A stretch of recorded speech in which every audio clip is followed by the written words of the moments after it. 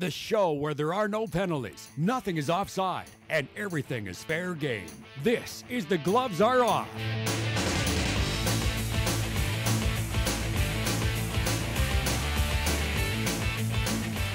Welcome to The Gloves Are Off, everyone. I'm Aaron Streck, filling in for Carly Agro. Today joining us on the show, welcome back, Brian. I know it's been a long time. Co-host. Co-host. Exactly. Don't mess it up, brother. This is a big day for you. It is a big day for me. Let's get it straight. It's good to be back, Strecker, and with you, man. I'm loving it. Awesome. Also joining us, Chris King, Lakeland basketball women's team. Welcome to be on the show. Thanks, buddy. It's good to be back here. A little different host this time, but I'm happy to be here. Awesome. All right, we'll just dive straight in. Let's talk about the off-season. Both of you guys are in the off-season now. Brian, you've been MIA for I don't even know how many weeks, but talk a bit about how the off-season is. MIA, Strecker. Missing in action. Missing in action. I've been off recruiting my little one. Yeah? Yes, I've been over in Connecticut actually looking at the Nationals. U.S. Nationals under 16, under 18 was on in Hartford, just outside of Hartford, which was fantastic hockey. But our chances of probably recruiting anyone from those prep schools is not very good. They've already, a lot of them have been committed to Ivy League schools already. So it was fun to watch to see that we're not really in that ballpark. We have to stay more over to our side here on the West Coast. Yeah. And Chris, you've landed one of your biggest recruits since you've been here, one girl that you've really been after. How is the offseason going for yourself? It's going pretty well so far. We got a bunch of girls coming back, probably upwards of 8. So signing Amanda, that's our first big sign out of the States, and anytime you get a girl that's won a national championship, it's a huge feat for us. So the girls that we've signed from Canada so far are really good athletes, so we're looking forward to next year. Perfect. Big news last week was obviously with the Bobcats staying here in the border city. What does this mean for this team, Chris, kind of staying here in Lloydminster and not going to Whitecourt or leaving, I guess, the city? Well, let's call a spade here. This is a hockey town. And I think it's a shame that it kind of went to this point. I would like to see the community be behind the team earlier on. When I grew up as a little kid, all I did was come to the Blazers games, and it was packed, and it was the best time of my life. And hopefully it gets back to that same kind of era.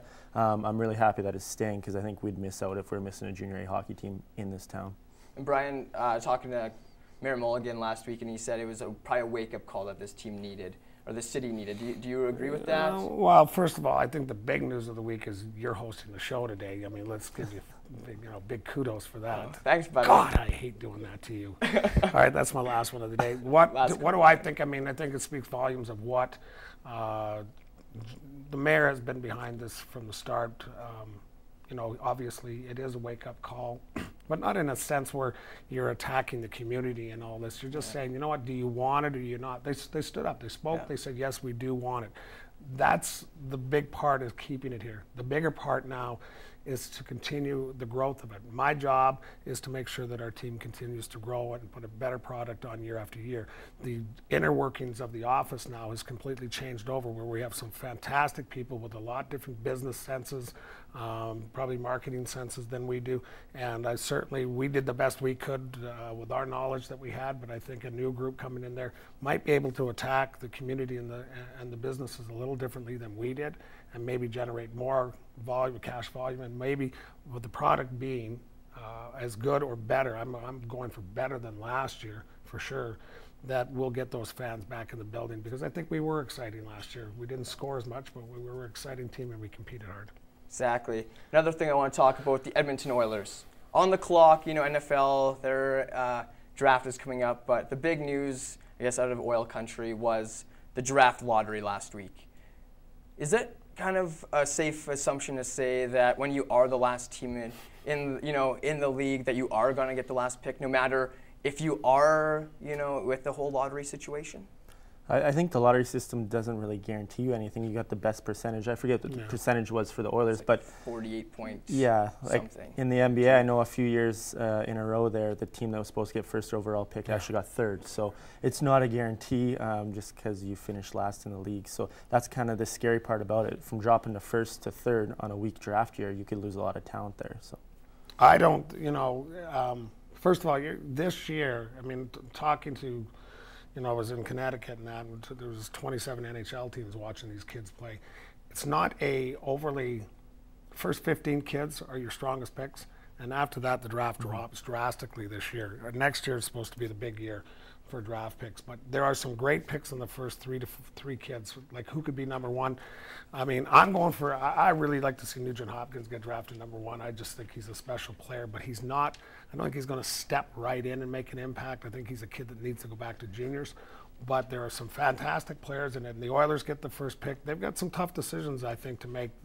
There's no clear cut number one this year. So do you think it's harder than last year with obviously the whole Taylor and Tyler situation? Well, I think they just have to make their due diligence on what they really feel is necessary. You cannot, they cannot afford a bust number one draft pick. And they didn't get one with Hall last year. He had a great season until he got hurt. So they need to make that decision for themselves, and I don't know which direction they're going. Correct. Awesome. Let's move on. Low scoring. Scoring is down this year in the NHL. Playoffs. So how many shutouts have there been? I don't even know. It's been too many to count already. Do you think, Chris, that it's a problem in the NHL? I don't think it's a problem at all. You look all season, the scoring's been down all year, right? You're not seeing the guys with as many points. And I think teams are adapting to, the new style, and they're playing better defensive hockey, much like it was in the past.